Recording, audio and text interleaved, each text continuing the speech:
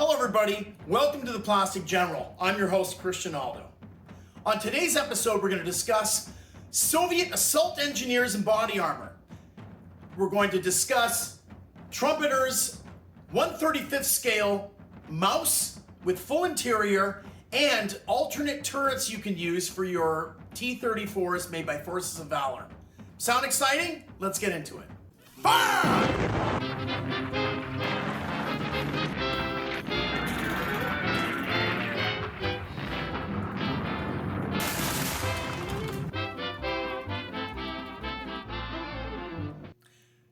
The first subject we're going to discuss is Soviet assault engineers in body armor. Now, when the Germans invaded the Soviet Union and they went into Stalingrad, the urban warfare was really intense. So the Soviets came up with Soviet assault engineers in body armor. Now, I'm not saying the body armor really protected the soldiers from bullets, but it sure as hell made them more brave to attack, let's say, a well-fortified position. So this first figure, he's wearing like the camouflage coveralls, which would have what they call amoeba pattern. And he's firing a PPSH 1941 submachine gun. Is he? No, he's not. He's firing a Thompson. He's firing a British-made Thompson machine gun, and it's really cool. And you can see the nice hood. There was also hoods for these jumpers, and he could put it over his helmet. Great figure.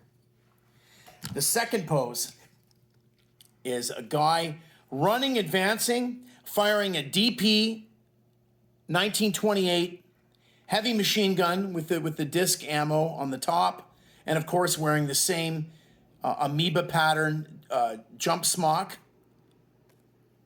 You know, I gotta say, I've wanted this set more than I've ever wanted a set in my entire life for World War II. It was my great dream set. And the funniest thing was I waited my whole life for this, but both Mars and Plastic Platoon basically came out with the sets at the same time. I guess they were reading my mind. So we have the next figure is throwing a grenade, holding submachine gun.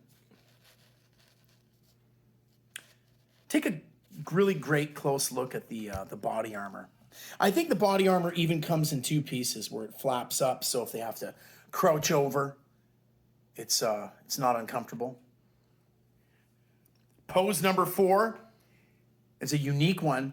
The soldier is advancing, firing a grenade launcher. Love the detail on this figure. He's got this great mustache. He's got all kinds of great gear on him. What a fantastic figure. Even I never dreamt of that one. I never thought of that one. Leave it to Plastic Platoon. Pose number 5. And this was also common in a detachment of assault engineers, was to have a guy with a flamethrower so he could root out the people defending a certain position with flames. It's an easy way to root people out. The heat. What a great figure. Wow. And finally, my favorite pose in the set is a Soviet figure with a PPSH, and he's kneeling, sharpshooting. It's wonderful. He doesn't need a base. He stands very well. And he's wearing one of the older style helmets that were phased out by the time Stalingrad came around.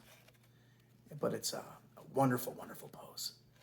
He's got his nice little jumper. I personally own one of these jumpsuits. So there you have it. That's the entire set of 6 poses by Plastic Platoon. I could not recommend them higher. I mean, it's one of the greatest sets ever. I've always wanted it. But there's a little bit of a bonus. There's another company out of Russia called Plubius, and they came out with a set of Stalingrad Soviet soldiers, and one of their poses was also an assault engineer. And because their sculpting is so similarly fantastic, I include it in this set. It's a must. To me, that's unofficially the 7th unofficial pose. And of course, the figure is firing a PPS 1941 submachine gun. Great, great pose. Here's the other side of him.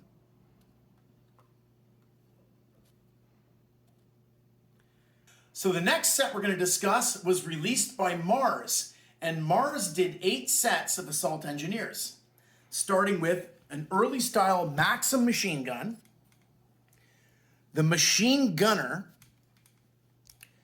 a machine gunner assistant, and the ammo guy running. So you have the assistant waving for the ammo guy. Now, they were so generous, they even included a later style Maxim machine gun. You can take your pick. Pose number 4 is an assault engineer cautiously waving for the pose number 5, holding a heavy DP-28 machine gun to be cautious, and then behind him will stand an engineer with a flamethrower. All great poses. Pure action. It's going to be fantastic for your urban setups. The final 2 poses, number 7, firing a PPSH 1941 from waist, and firing a captured German Panzerfaust kneeling.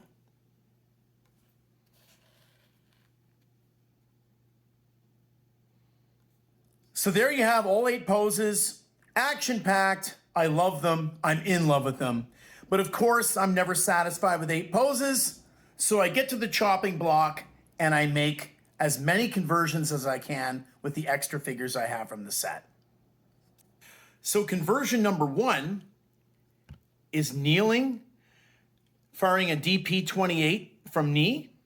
And I created him using the lower half of this figure with the upper half of this figure.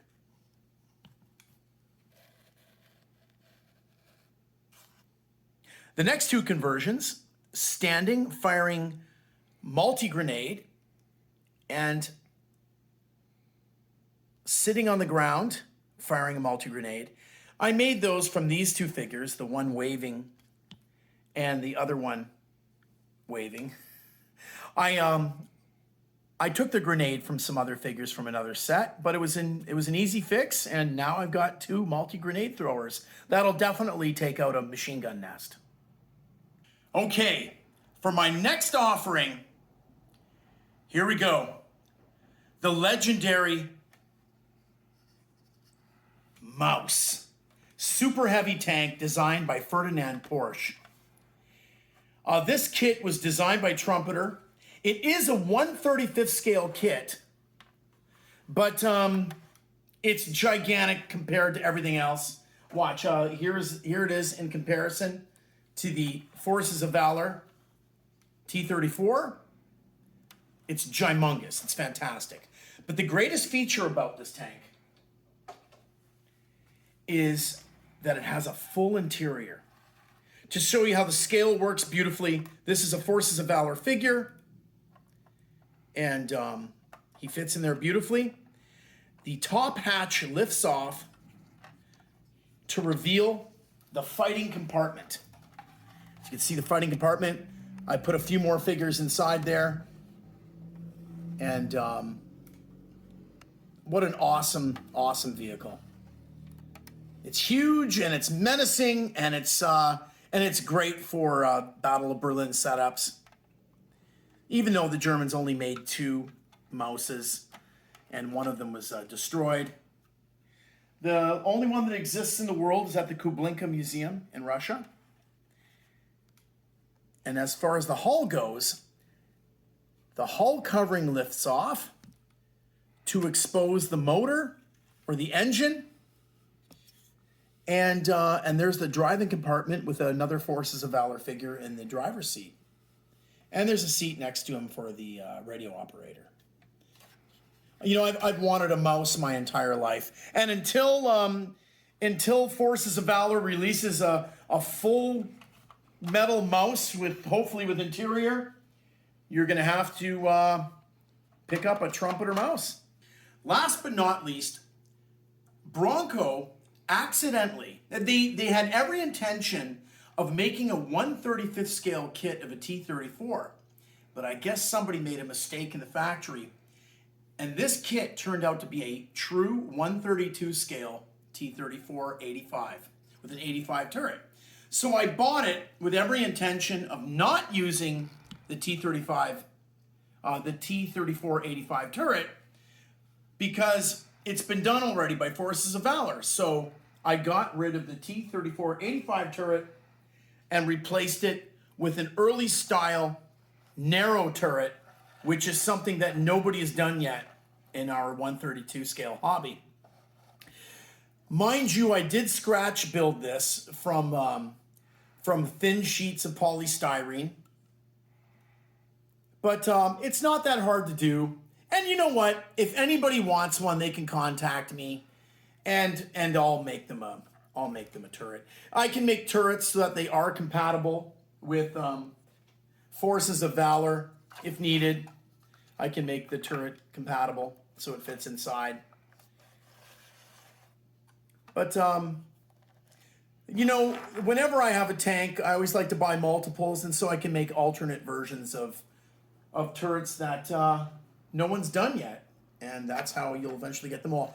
In our hobby, we can't wait around forever for people to create all the different variants of things we need. So the Plastic General recommends you either do it yourself or you contact me, I'll do it for you. Okay, so let's get on to seeing this stuff in combat. So the Mighty Mouse is defending a street in Berlin while squads of Soviet assault engineers in body armor bravely try to figure out how to knock the behemoth out. A few T-34 tanks are firing, but their shells are bouncing off of the thick armor of the Mouse. But eventually, as we know, the Soviets will prevail, and Berlin will fall.